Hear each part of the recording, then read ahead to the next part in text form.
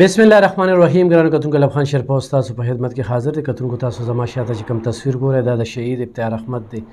ابتیار احمد د شب قدر سیمې سره تعلق ساتو. د ایکسپریس ټوډے چې کوم دی نو یا ایکسپریس ټریبیول چې کوم دی نو د هغې نماینده و. د تېرو 22 کالو راځي هغه صحافت کو او د نن شپږ ورځې مخکې د شب قدر په بازار کې هغه وویشتلی شو. په دغه شپږ ورځو کې د شب قدر صحافیانو، چارسدي صحافیانو او پښتونخوا صحافیانو په ډېر زیات د غمجنۍ اظهار وکړو. مختلف قسم خبرې خو مخې ته راتلې چېرې د سګریلو لانجه وه، د کورنۍ لانجه وه. خلکو به دام وی چېرې یو موټر سایکل والا راغی، هغه ورته کنځلې وکړلې او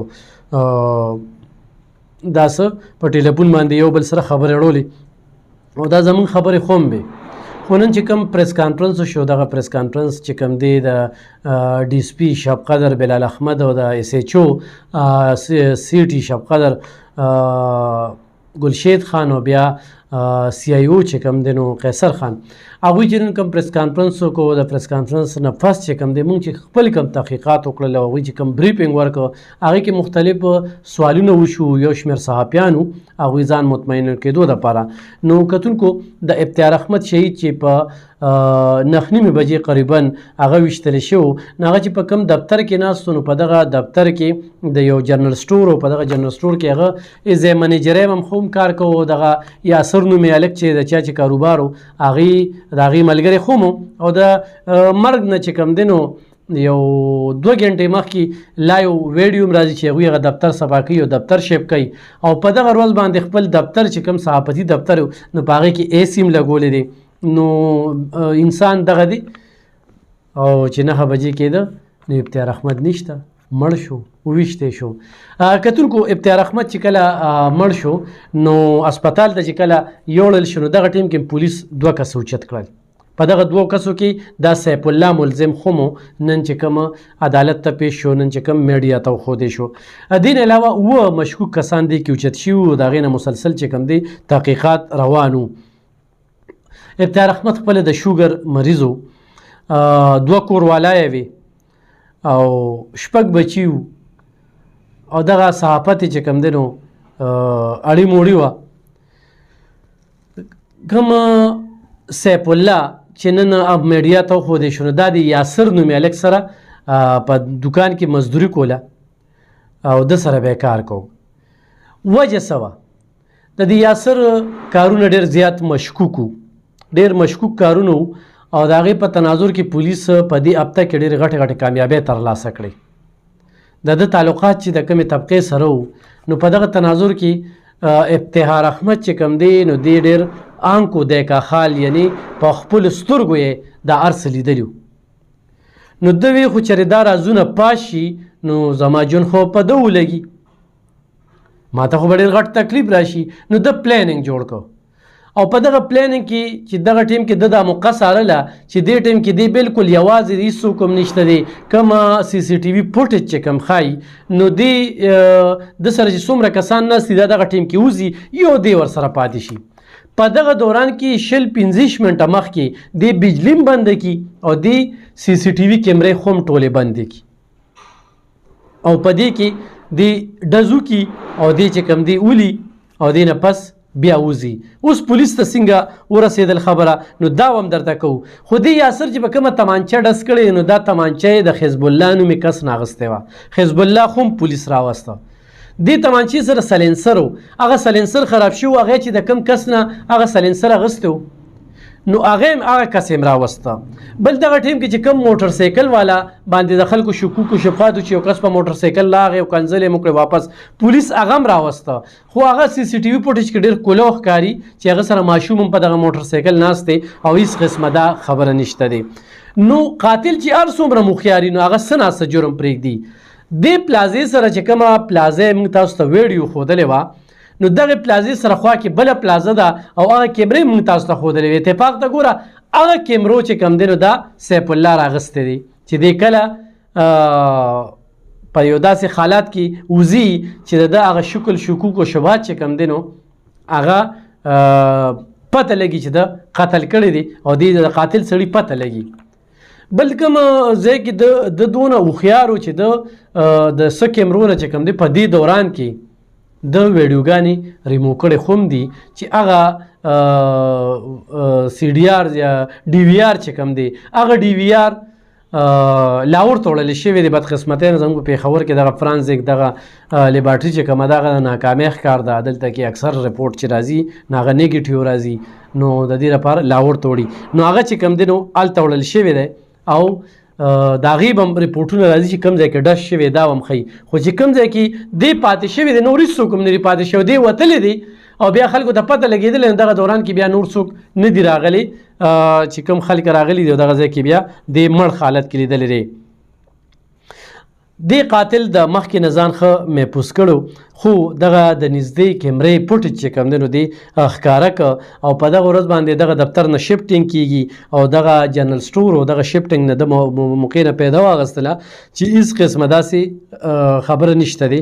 په دغه 20 منټه کې چې کوم دی نو د دا ارسه کړي دي.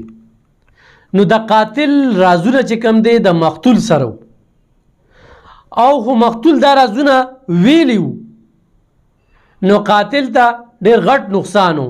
خو بهرحال د هغې نه پس هم قاتل چې کوم دی د ډېر څه پولیس ته ویلي دي، هغه دومره سخت دی چې هغه ته یو 2-3 ځای کې دښمنۍ جوړېږي. نو هغه کنفیشن په داسې طریقه باندې پولیس ته یې ویلي دي، خو شاید چې عدالت کې هغه کنفیشن نه وي کړی. خو دا مونږ چې کومې خبرې تاسو ته وکړې کتونکو، نو دا قاتل دا ډېر رسېدلی انسان و.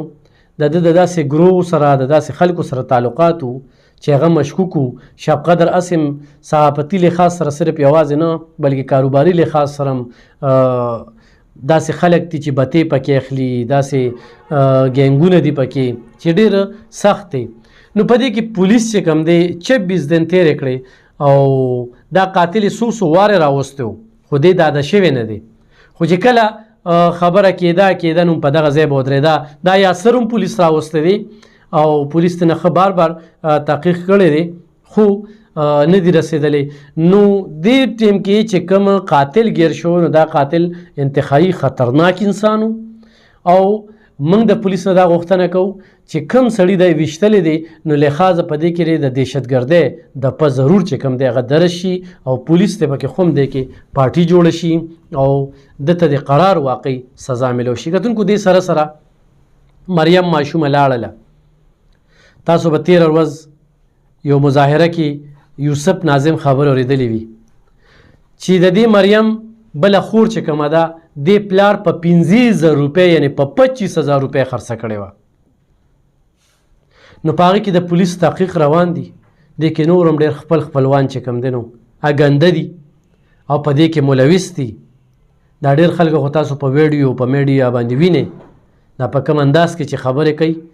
نو دې کې زیاتره خلک چې کوم دی او دغه کور خلکه دا ککړ دي، دا د دې ارس چې کوم دی په دې باندې پرده چولې دی، پټ ساتلی دي چې یو پلار په 25,000 روپۍ لور خرڅوي او په هغې د مور او په هغې د خلکه چپ پاتې کېږي. نو دا ضیب نه ورکوي.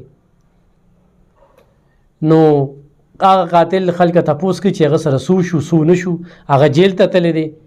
د دې نه پس به ټرایل شروع کېږي. په ټرایل کې به د ده فیصله کېږي چې د عمر قید کېږي او که نه دی رخا کېږي. خو بهرحال هغه کنفیشن کړی دی، هغه اقبال جرم کړی دی. نو په هېڅ صورت باندې چې کوم دی نو هغه نشي بچ کېدی.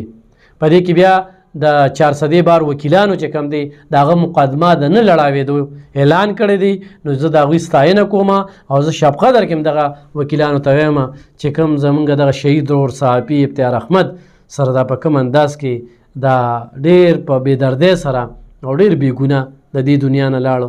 نو په دې کې هم تاسو چې کوم دی د دغه ملزم وکالت چې کوم دی هغه مه کوئ. زمونږ غوښتنه د مطالبه هم د نور ستاسو پروفیشن دی، خو زمونږ غوښتنه د التجا درته کوو، خواست درته کوو چې ډېر ظلم زیاتی کړی دی.